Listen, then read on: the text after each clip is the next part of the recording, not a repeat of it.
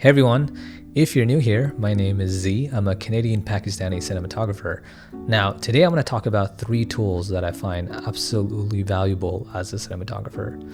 A lot of people actually don't tell you this, but a lot about being a cinematographer happens outside of being on set. There's so much planning that happens. You have location scouting, you have lighting diagrams, you have the pre-production planning of all the shots, what lenses you're going to use, what focal length you're going to use, what type of cameras you're going to use. There's just a lot of planning involved. And the more of that you get done in the pre-production phase, the lot smoother the actual shooting day is going to go. Now, I do want to mention none of this is sponsored. These are tools that I've paid for or use extensively without any sort of influence. So the first tool I want to talk about is Frameset. There's also another site I like called ShotDeck. Now, I'm mainly going to talk about Frameset here because I find that's the one I end up using more. So let's just think both of these sites as a Pinterest for filmmaking. Now, this is where I get a lot of my inspiration. It's just so easy to look up so many different shots.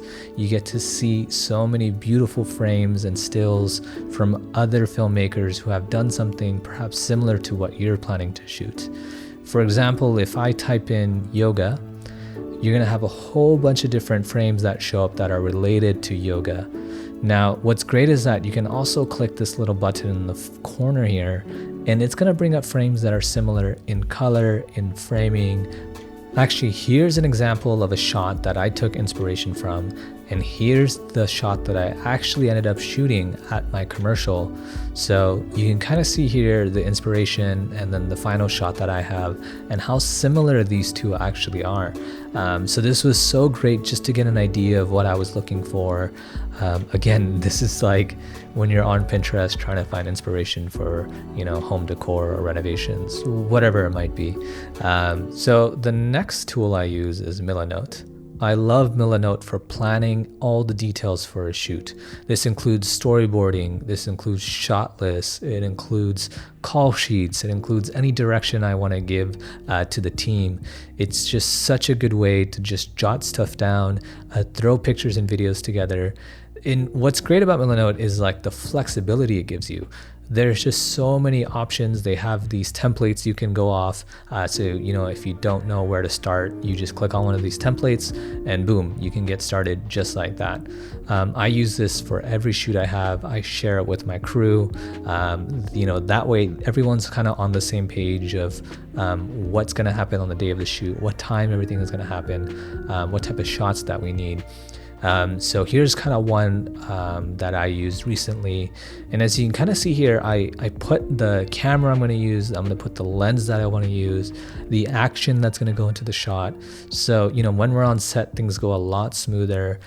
So you can kind of see how much planning is involved as being a cinematographer. So this is just a tool to help you plan your shoots a little bit better prior to the actual shoot date. And again, this is going to make everything more streamlined and a lot easier for you to shoot because you'll most likely be time crunched. At least I always have been. The last app I use is an app called Cadrage, and that's found on the App Store. Again, this is paid. It's not free, and this is not a sponsored video. Cadrage is essentially like a viewfinder for your phone.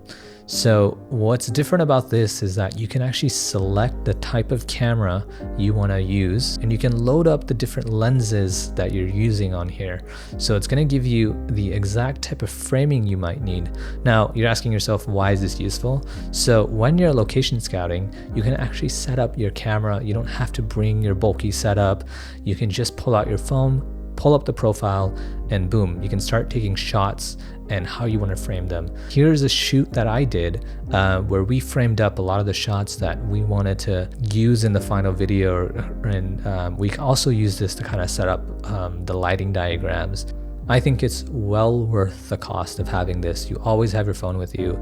It's much easier just to take your phone when you're location scouting and use this as a viewfinder to get your frames. And again, you can take those frames, put them into Milanote, share them with the team. That way everyone has kind of an idea of what the flow of the shoot day is going to be like.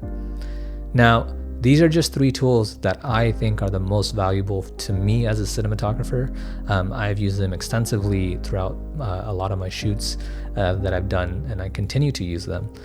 So if you're starting out, or if you're a seasoned cinematographer and you haven't heard of these yet, check them out. I think they're great. And if you found this video valuable, hit that subscribe button, and I'll see you on the next one.